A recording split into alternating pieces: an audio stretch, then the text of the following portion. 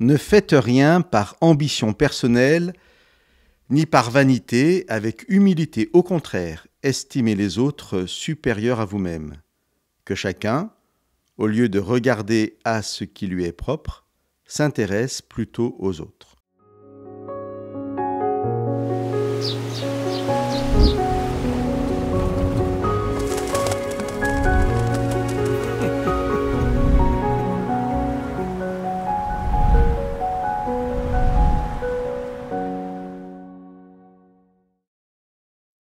Ce texte fait partie des passages qui suscitent souvent la même réaction lorsque je le partage, même avec des croyants.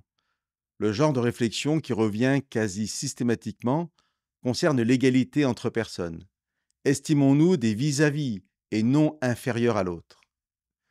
Les personnes, entre guillemets, choquées par cette proposition de Paul sont pourtant souvent les mêmes qui, en bonne croyante, affirment qu'en toute chose, Jésus-Christ est un modèle.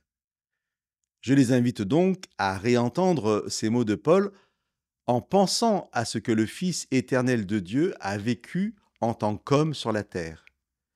Ne faites rien par ambition personnelle ni par vanité, avec humilité au contraire, estimez les autres supérieurs à vous-même. Que chacun, au lieu de regarder à ce qui lui est propre, s'intéresse plutôt aux autres. Personnellement, je peux, sans aucun problème, voir dans ces versets l'exacte attitude du serviteur souffrant, du Fils de Dieu devenu homme. D'ailleurs, c'est dans le même passage que Paul produit un des plus beaux textes de la Bible sur Jésus. Lui qui était vraiment divin, il ne s'est pas prévalu d'un rang d'égalité avec Dieu, mais il s'est vidé de lui-même en se faisant vraiment esclave, en devenant semblable aux hommes.